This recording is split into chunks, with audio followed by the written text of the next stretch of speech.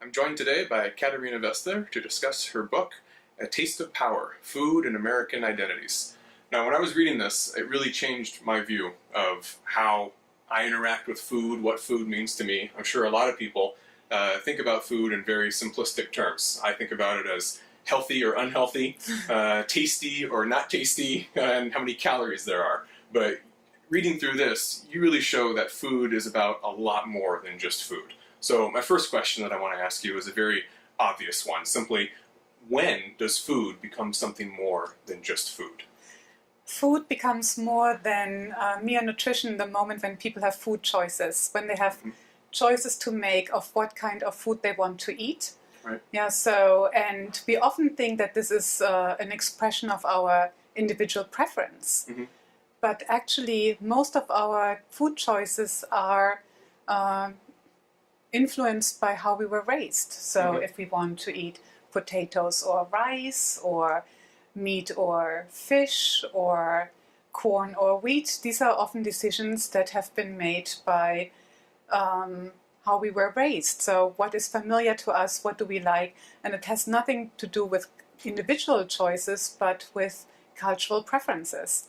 And this becomes even more complicated because in food also transports ideas about gender, about nationality, about class status, cultural capital. All these things are encoded in food, and this is when it starts to become really interesting to look at food from the perspective of a cultural historian, because we can learn about a cultural moment from the foods that were eaten at this time. Right. So tell me a little bit about talking about what food can tell us about gender. You spend a good deal of the book analyzing gender roles in the history of cooking. And one of the things that I found most surprising, and I think many readers of the book will find surprising, is that cooking was often imagined to be a man's thing, a man's domain in the past. And then at some point we often start to associate cooking with a woman's role. What did you discover about the role of gender in food? Before the 19th century, the kitchen was actually not a space that was gendered as female. It was not necessarily a woman's domain. It was a space that was shared by men and women, and men and women had specific tasks. So men, for instance, would brew beer. This was a manly task in the 18th century. So this changes in the 19th century. It changes with industrialization and urbanization.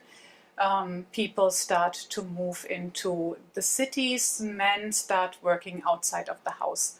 So at this point, women start taking over the households, and they also start taking reign over the kitchen. So even if middle-class women were not cooking themselves, they were supervising slaves and servants working in the kitchen, and start to become more and more responsible for what families ate.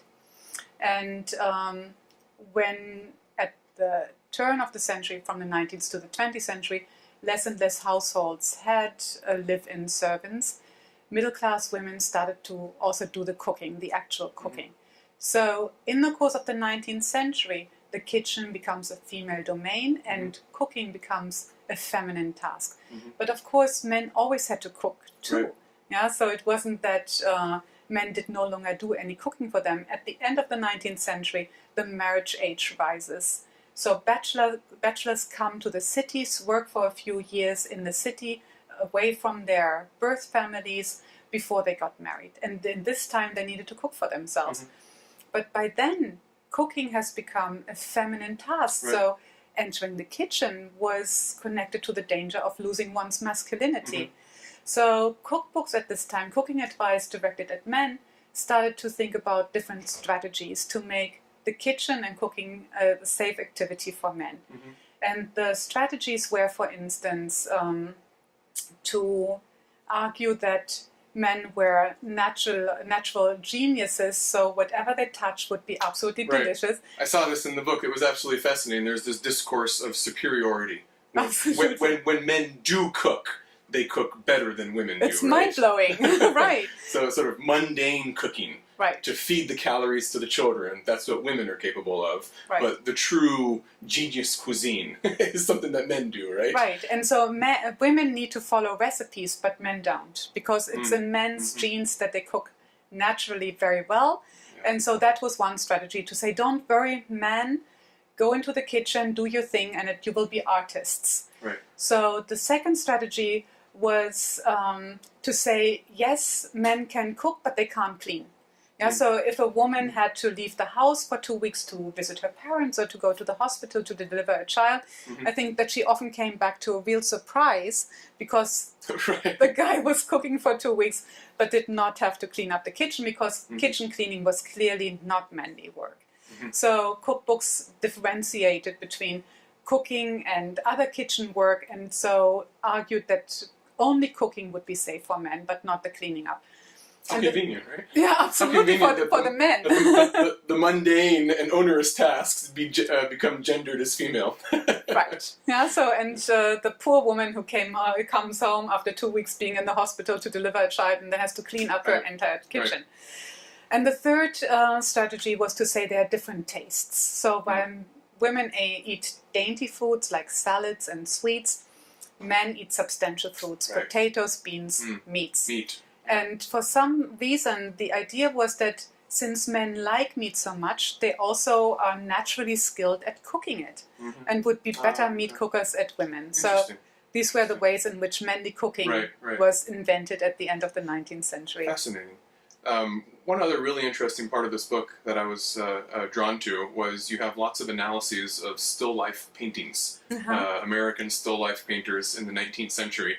Now, I'm sure, like many people, have been to museums, we all see still lifes, and I've always just looked at them in terms of the history of artistic talent. You know, oh wow, look, they've gotten to a point in which they can really make it look real. It really looks real now. And you show that still life paintings are so much more.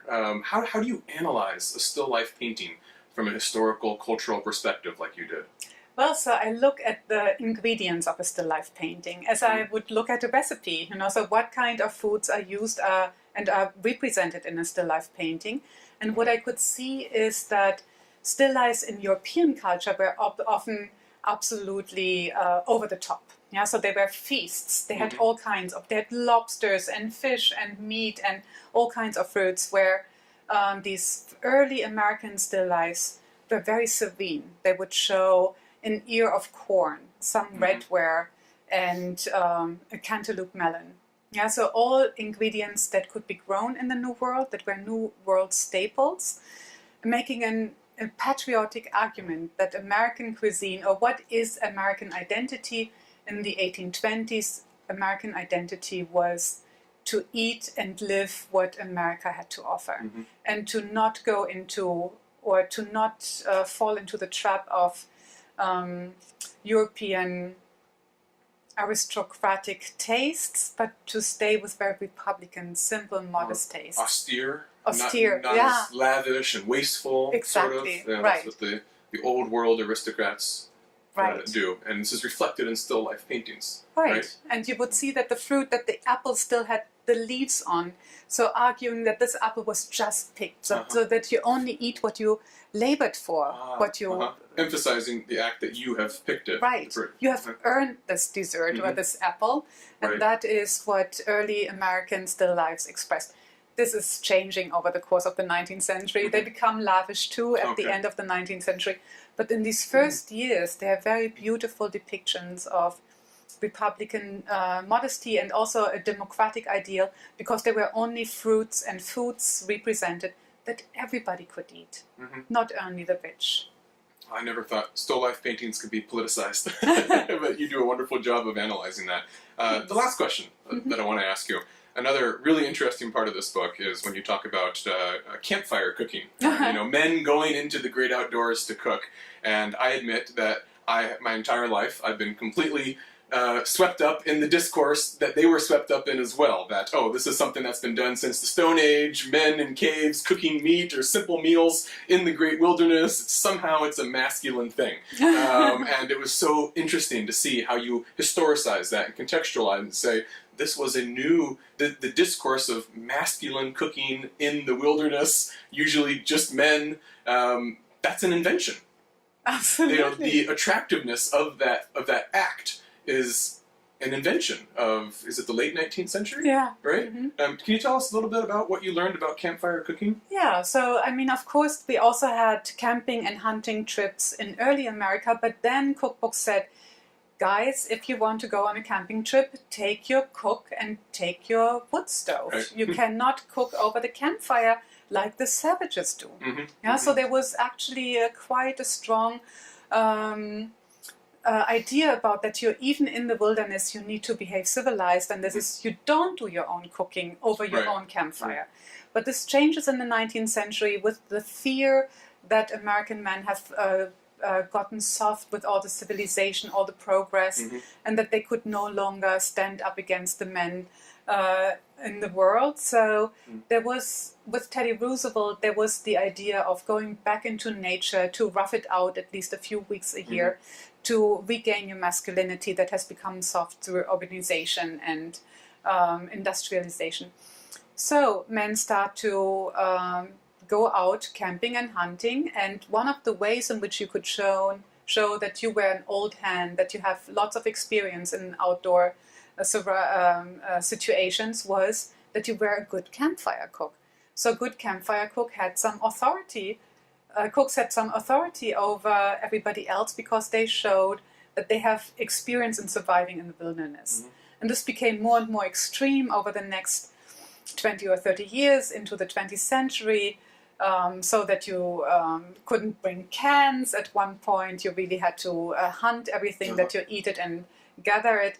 And it was only then after, in the 1930s, that you no longer had to go into the wilderness to do that. So one of the traits of masculinity was, if you were able to slap a piece of meat on a grill, you could show that you had outdoor creds. Yeah, so, and therefore campfire cooking that started as proper campfire cooking in the course of the 20th century became the barbecuing in suburban backyards, where men basically still demonstrated their masculinity without having the nuisance of really do the camping. It's why you have George Foreman as the spokesman, a former boxer, someone who embodies masculinity. Right. This is how you can get it in your little suburban backyard. No, in so many ways, what I find so interesting about this book is that you take things that I think most people just take for granted as objectively true in one sense or another. I like this because it's tasty. I eat this because it's the right thing to do. It's healthy or something like that. And you're showing that the way we interact with food is almost always a deliberate expression, often subconscious, of various identities to which we aspire.